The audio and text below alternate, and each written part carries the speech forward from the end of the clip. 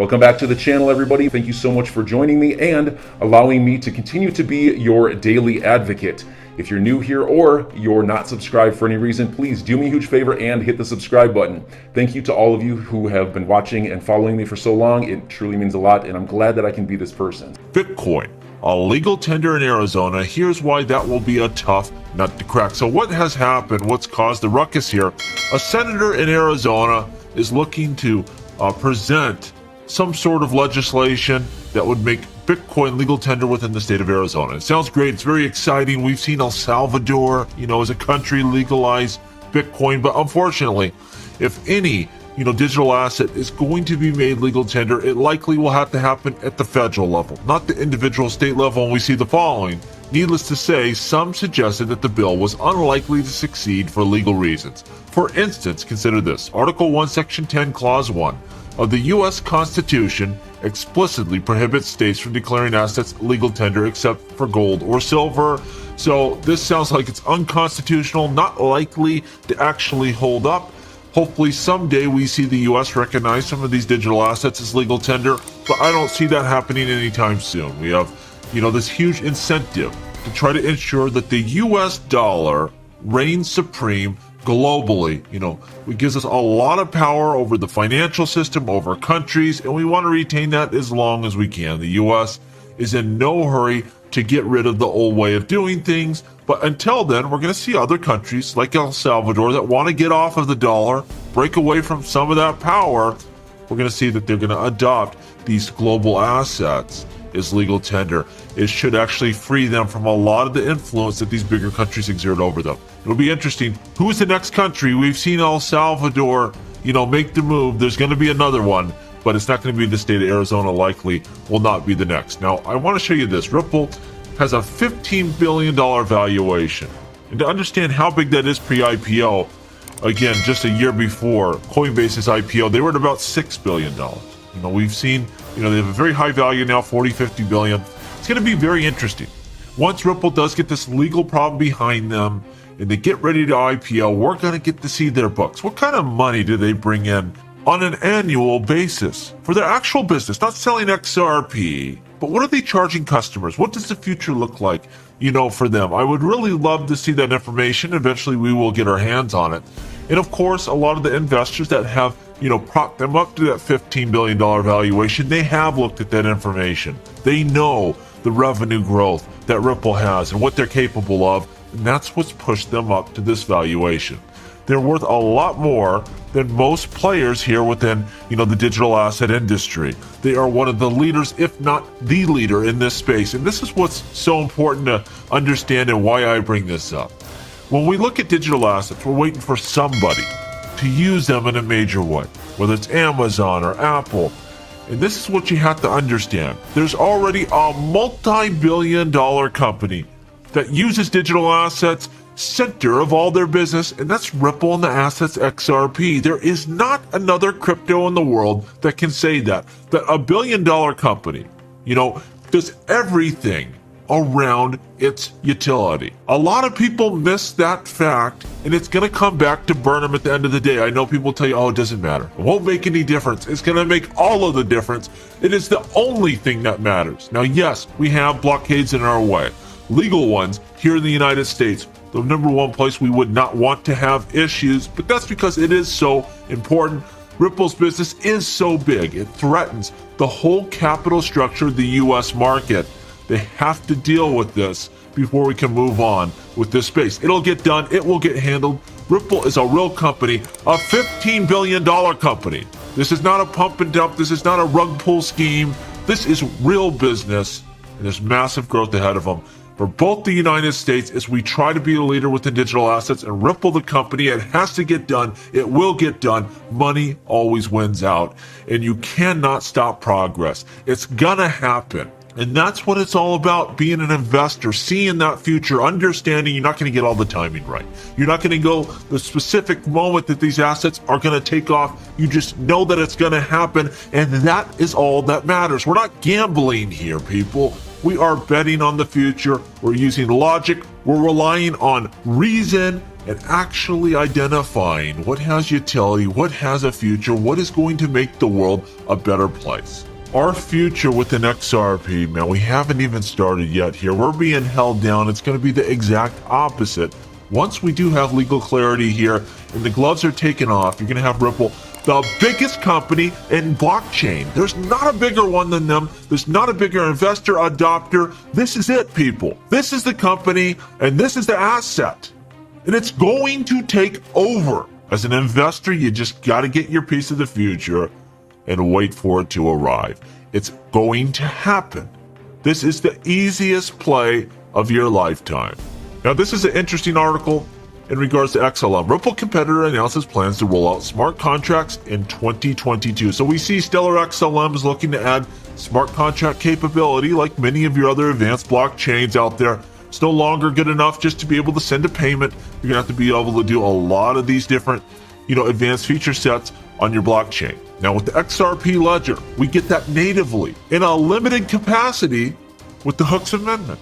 That's much what, Wind and XRP Labs and the XRP, El Rabbit and those developers, that's what they really push for. They wanted that native capability. Now, it doesn't give you the full feature set because, again, we want to keep the XRP ledger lean and mean and able to, send payments and settle efficiently as the leader in cross-border payments that we are.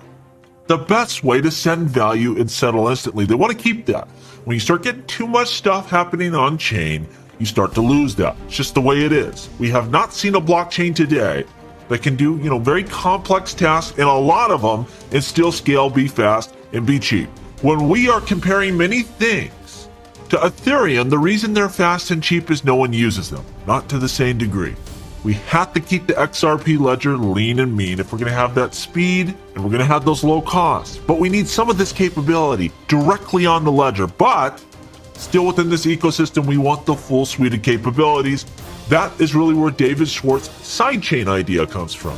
So we can take, this very advanced, heavy computing type of thing and throw that off to the side on a separate network that, links up and can leverage XRP's capability, XRP's liquidity, all that stuff, but still do it off on its own ledger so it's not bogging us down. Well, now we see, with Stellar XLM, they're going to have their own way of approaching this. It's going to be interesting to see, but it's clear. If you're going to be a blockchain of the future, you're going to have to start thinking about this stuff. We know with Bitcoin, this proof of work, setup, it's never going to be able to do these advanced feature sets. Doesn't mean it won't have value. In my opinion, it can be the backbone. It can be the reserve currency of the digital asset realm. We can delve into that more in the future, why that would even be possible. But it is never going to be a force in cross-border payments, DeFi, all of that kind of stuff. It will never compete with these other blockchains. If you're an altcoin, you have to be able to successfully compete within this realm. And that's why you see both XLM and XRP making their move here to bring that capability to the forefront. We've been able to sit back for a long time and say, yeah, Ethereum can do that, but they can't scale. It takes too long to do transactions. It costs too much money. And so we can let them have that capability, but XLM and XRP, we can send payments fast, efficient, settle now. But now we have emerging other blockchains, a lot of capabilities, a lot faster, cheaper. And on top of that, Ethereum 2.0 is coming. We don't know how long that's going to take. Hopefully sometime this year, but likely sooner than later, you're going to see some big upgrades there. Now you can send payments faster, settling in real time. So if you're XLM and XRP and you want to kind of stay at the head of this class, you're going to have to be able to do some of this stuff directly on your own chains. And we're seeing that happen. It's exciting. More capability, more functionality. This is what competition does, and it's a good thing. You got great developers from both blockchains, and they're going to do some really interesting stuff with both XRP and XLM. Now, the last thing I want to talk about, here we go. Gary Gensler, the SEC once again out there, harassing real innovators. We see Gemini, Voyager, Celsius Network under SEC microscope. They're after exchanges. They're after lending. They're after your ability to earn yield and DeFi and all of that. What a mess here. This is the problem. Why are they going after Voyager and Gemini and Celsius? These are real companies out there doing a good service. These aren't the criminals of the industry. They should be going after rug pulls and, fraudsters and stuff like this. Not real titans of industry. That's what we see here. What's the problem with this? Just because I can earn 10% from using Voyager on my USDC, but if I go over to Bank of America, I don't even get a percent. That's really the problem, right? You see more money flowing over to these types of services where you get a more honest deal. You're not just giving them your money for free. This should be unacceptable. If this is a better way for consumers, a better way to conduct business, it should not only be allowed, it should be encouraged. But we see quite the opposite. This is going to be a big battle here. There's a lot of money with the digital assets, and part of that is going to be earning yield off stable coins from services like Voyager, Gemini, and Celsius. They're not going to be able to get rid of this because a lot of this stuff can just operate overseas. And guess what? They're going to have a better system than we are. Their citizens will make more money and be able to, deal with inflation better than we can as Americans. It's not going to stand forever, people. You can't stop innovation. When there's a better way for something to be done, it's going to eventually win out. But it's going to be a struggle with these SEC reptilians. And I know a YouTuber just got sued, $4 million. So I'll say allegedly reptilians, but whatever. The SEC's trying to get in our way. They'll slow us down, but we're eventually going to run them over. This is the next battle zone right here. DeFi, exchanges, and any kind of lending / yield earning. This is where we're going to have to, fight them. Likely they're not going to roll out to more projects after Ripple. Won't be a whole reason to do that. I think they'll be able to, wrap most of that stuff up. It'll be interesting. How quick will we see some sort of legislation roll out? How bad will that be? What will this executive order look like? I think it's going to kick the, can down the road a few months, 6 months or so. We're going to have to see this stuff develop through 2022. Hopefully we get some Bitcoin ETFs. Hopefully we get some kind of answers where your Geminis and your Voyagers and your Celsiuses, they can operate at least for now without getting totally harassed. Because again, this is vitally important for the future of U.S. finance and really our place within that global stage. How are we going to be? Are we going to be a leader? Or are we going to get really stomped out by China? That's what's at stake here. And we can't let the Gary Genslers put us any more behind. So enjoy your day, everybody. I'm always here for you. Leave any comments or questions below and be sure to subscribe. But thanks, everybody. I really appreciate you. Enjoy your day, and I always have your back. So thanks so much, everybody.